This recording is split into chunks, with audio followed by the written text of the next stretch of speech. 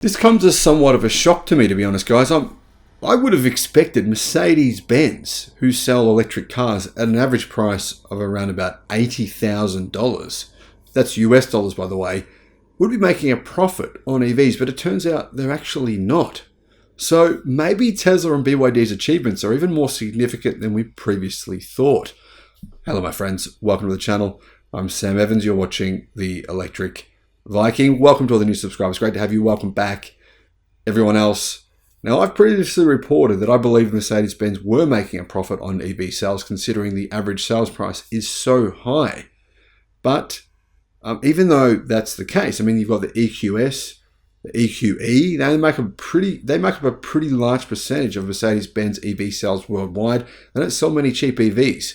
But even Mercedes-Benz says that profit margins and the return on investment in the EV sector for Mercedes is very low. They called it brutal.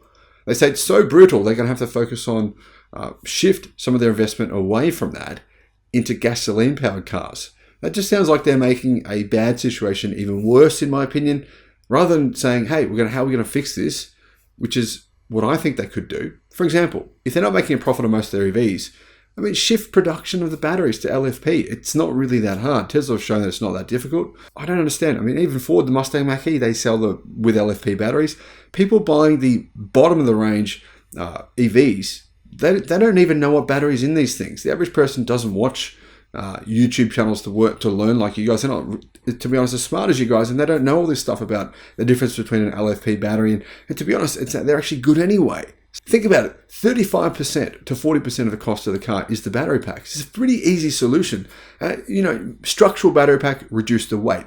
Gigacastings, reduce the weight. And decrease complexity, make the actual process and speed of manufacturing the vehicle much, much faster, much cheaper. If you do all this stuff, use LFP batteries, I think Mercedes could solve this issue. But rather than doing that, they've gone, no, we're just going to go and dump a whole lot of gasoline, petrol-powered cars on the market. So hopefully we can just make some profits here. It's sort of like, it sounds a lot like Nokia and Kodak to me. I mean, this is probably what Kodak did at the last moments, right when the industry was moving away from old analog film.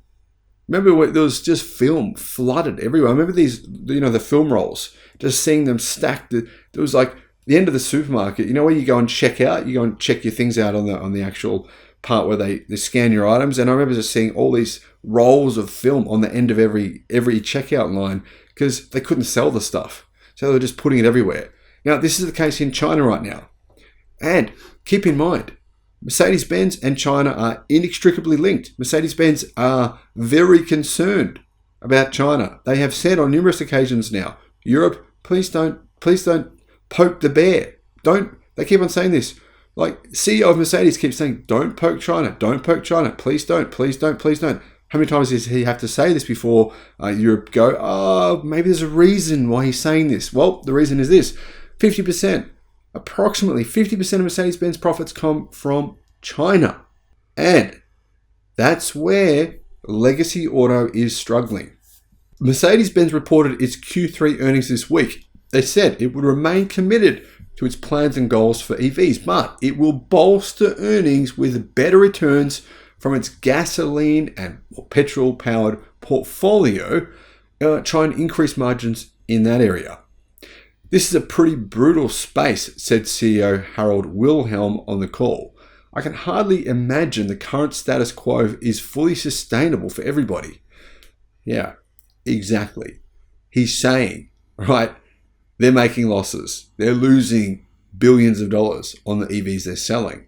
This is why I keep saying, guys, you're saying Tesla's profit margins are shrinking. BYD's profit margins are shrinking.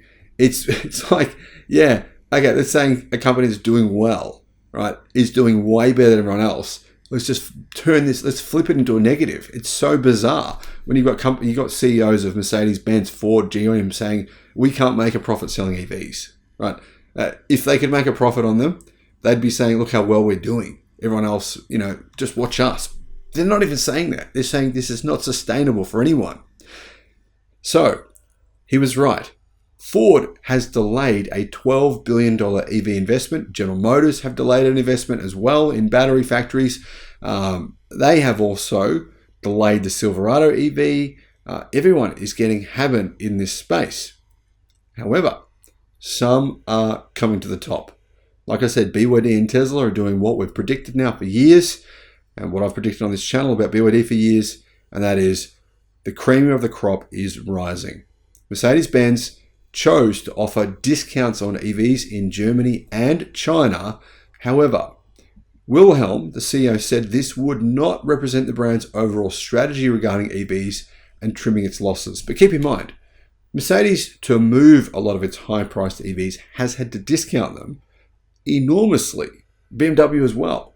Some BMW and Mercedes EVs have been discounted by 30% in China. That's squeezing. It's putting the squeeze on big time. Earlier this year, Tesla trimmed prices, and other automakers, while they said they wouldn't copy Tesla, it's a race to the bottom. We're not going to get involved in this. Volvo and Polestar, they've been very particular and adamant about this. We're not going to do this. And then what do? They either lower prices or they simply change the offering to make it look like they didn't actually lower the prices when they did. For example, Volvo said they wouldn't do it. Now they now offer you $11,000 of free accessories. And they pretend that that's not them having an effect on reducing prices. Of course it is. Even BYD has reduced prices. Everyone has reduced prices. This is really hurting the industry. But you know what this is doing? It's causing immense amounts of innovation. It's forcing companies to start. Hyundai, Ford, other European automakers now apparently have bought gigapresses in Italy. It's forcing them to innovate. It's forcing them to make better products. This is a good thing. Even though this all sounds bad, they're not making profits from selling EVs. It means they've got to do what? Work out how to do it. They don't, what happens? You either sink or swim. At this point in time, some automakers are looking like they're sinking. Others are swimming. Slowly, but they're swimming. Let me know your thoughts on this in the comments. Thank you for watching.